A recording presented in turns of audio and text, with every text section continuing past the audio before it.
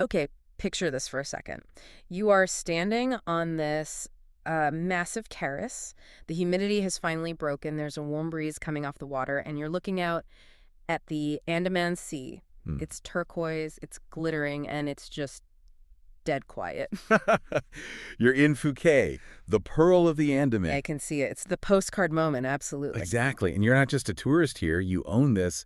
Maybe it's one of those stunning East Coast sea view villas in Aopor we were looking at. It feels like the ultimate finish line, you know? Yeah. You've made it. It is the dream. It absolutely is. But, and I really hate to be the person who cuts the music at the party, I have to pull us off that terrace for a minute Oh, no. and drag us into, let's say, a lawyer's office. You are such a buzzkill. I know, but I'm the necessary buzzkill because between you and that sunset gin and tonic is a literal mountain of paperwork. And the reality is if you don't climb that mountain correctly, the dream, it doesn't just fade. It turns into a very expensive, very legal headache. And that is exactly why we are doing this deep dive today. We're getting into the unsexy, the gritty, but the absolutely critical side of buying property in Phuket. Yeah.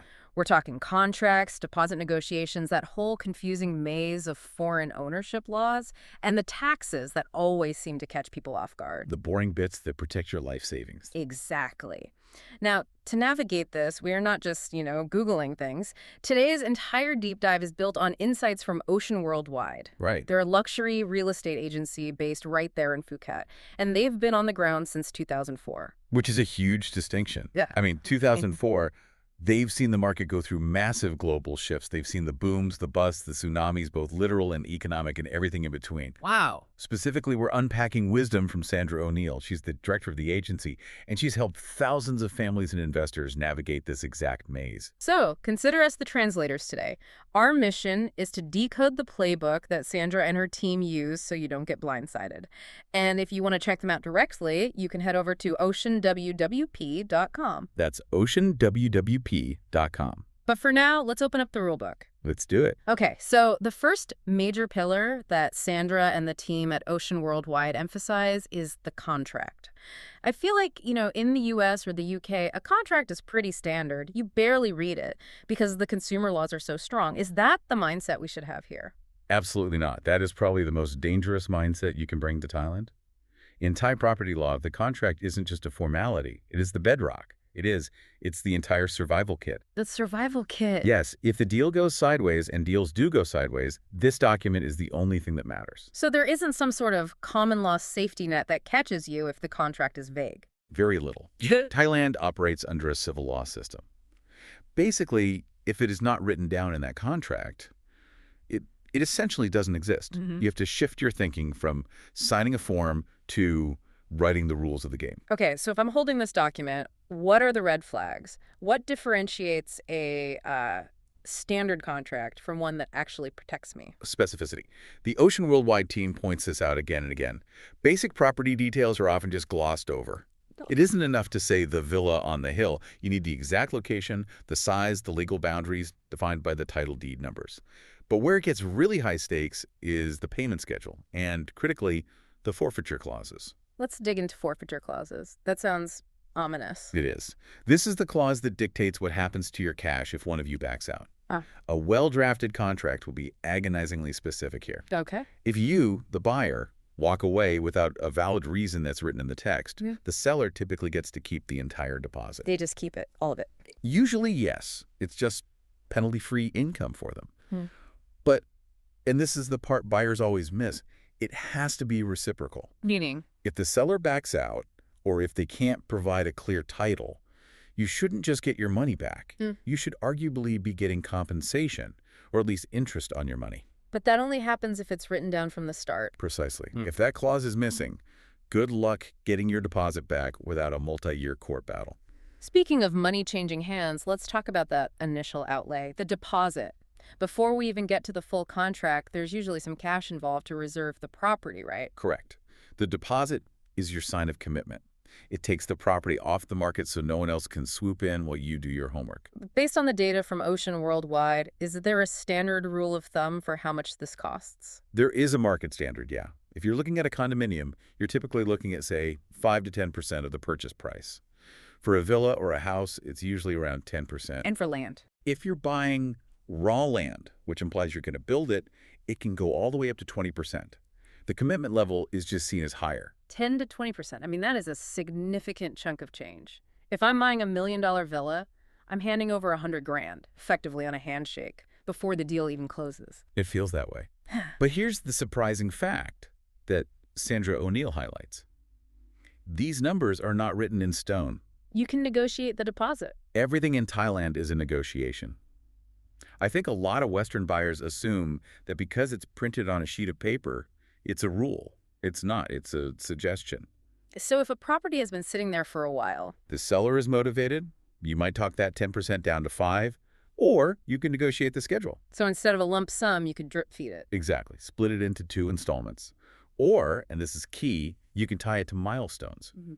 But the biggest negotiation point, and this is a real pro tip from the source, is the refund clause. What specifically about refunds? Financing. A lot of buyers are waiting on a mortgage, maybe from an international bank or a local option. You must negotiate a clause that says something like, if my loan application is denied, I get my deposit back. And if you don't ask for that? If you don't ask and the bank says no, you're in default. You lose the deal, and you lose that $100,000 deposit simply because you couldn't secure the funding. That is a massive risk. It seems like the deposit phase is where a ton of leverage is lost or gained. It sets the tone for the entire transaction. If you just roll over on the deposit terms, the seller knows they have the upper hand for the rest of the deal. Okay, let's pivot to the absolute elephant in the room. I think this is the #1 thing people Google about Thailand. Foreign ownership. Mm. The rumor is foreigners can't own land in Thailand. Is that true, or is that just an internet myth? It is effectively true, yes. Generally speaking, foreign nationals cannot own land outright in their own name. You can't just rock up with your passport and get a title deed for a plot of earth. So if I'm buying that East Coast Seaview villa we mentioned at the start, how do I actually own it? Am I just renting it? It depends on what you buy. Ocean Worldwide highlights 2 main solutions here. The first, and the cleanest, applies to condominiums. This is something called the Foreign Freehold Quota. Okay, how does that work? The Condominium Act in Thailand allows foreigners to own a unit freehold, meaning you own it forever, just like back home, provided that Thai nationals own at least 51% of the total floor space in the entire building. So if a building have 100 units, 49 of them can be owned by foreigners. Roughly, yes. It's based on the square footage. And if you buy one of those units, your name is on the title deed. It is yours. You can sell it, will it to your kids, whatever you want. That sounds pretty simple. Is there a catch? The catch is supply and demand. Because that foreign freehold status is so valuable, those units often command a price premium compared to the Thai quota units in the exact same building. So you're paying more for the right to own it outright. You might be, yes. But, okay, that's condos. A lot of people go to Phuket for the villa lifestyle, the pool, the garden, the privacy. You can't get that in a condo. Right. So for villas, since they sit on land, Yeah. you are almost certainly looking at a leasehold agreement. Leasehold, that just sounds like renting. It's similar, but with much more formal registered rights. You effectively lease the land for a long period, typically 30 years. Yeah. But you usually own the building on that land, the bricks, the mortar, the pool, outright, freehold. Wait, hang on. So I own the house, but I rent the dirt it sits on. Exactly. It's a split ownership structure. But 30 years, that doesn't feel like forever. If I'm 40 years old, I'll be 70 when the lease runs out. What happens in year 31? Do they just kick me out? That is the million-dollar question. And this is where the expertise from Sandra O'Neill and Ocean Worldwide is so vital. There's this myth that floats around called the 30 plus 30 plus 30 lease. Right. I've heard of that. Agents will tell you, oh, it's a 90-year lease. You just renew it every 30 years. And that's not true. It's legally gray. Thai law currently only guarantees that first 30-year term.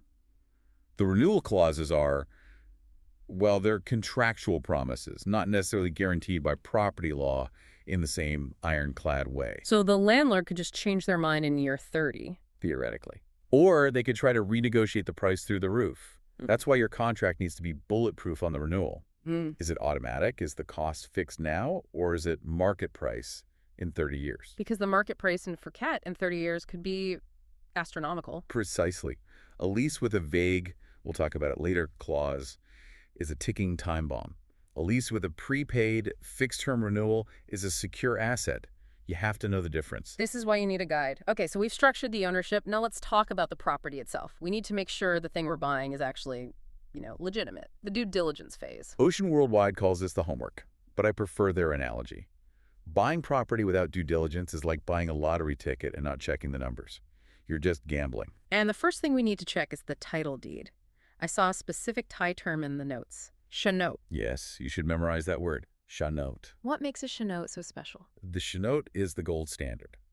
It's the only title deed that gives you undisputed ownership with GPS-plotted boundaries. If you look at the physical document, it has a red Garuda bird symbol at the top. A red Garuda. The boundaries are precise. You can literally verify them with the land department via satellite. Are there other lesser types of deeds? Oh, there are many. You might see a Norse or 3. These are older types. The boundaries might be measured relative to, say, neighboring trees or rocks instead of GPS coordinates. From the big rock to the coconut tree. Almost literally. And trees die, rocks move. These deeds aren't necessarily bad. You can often upgrade them, but they just carry more risk. Boundary disputes are more common. And beyond the deed itself, what else are we digging for? The source mentions encumbrances. This is the hidden baggage. Leonins, outstanding mortgages the seller hasn't paid off. But a really big one in Phuket is servitude, or rights of way. What does that look like in practice? Imagine you buy a stunning plot of land for your private villa. You close the deal, and a week later, your neighbor drives a truck through your garden. Hoot! And you find out that, legally, that's the only access road to his land behind yours. And he has a legal right to do it. If there's a servitude registered on the title, he can just do that. Yes, you can't block him. That kills your privacy instantly. It would be an absolute deal breaker for most people. It happens, though. It does. You also need to check zoning. Phuket has strict environmental rules. You can't build high-rises near the beach. There are height zones. You don't want to buy a plot thinking you can build a 3-story palace, only to find out you're in a zone restricted to single-story bungalows. So that covers the legal paperwork. But what about the physical building? The source material emphasizes looking beyond the paint. This is classic buyer psychology. We walk in, we see the infinity pool, we see the nice furniture, and we fall in love. But you have to look at the bones, the structural integrity. Especially in a tropical climate, I'd imagine. Exactly. The tropics are harsh on buildings. Salt air corrodes metal. Humidity breeds mold. Termites are a massive issue in Thailand. You have to be realistic. So what are we actually testing? Everything. Don't just look. Go into the bathroom and flush the toilet. Turn on the shower. How's the water pressure? Flick every single light switch.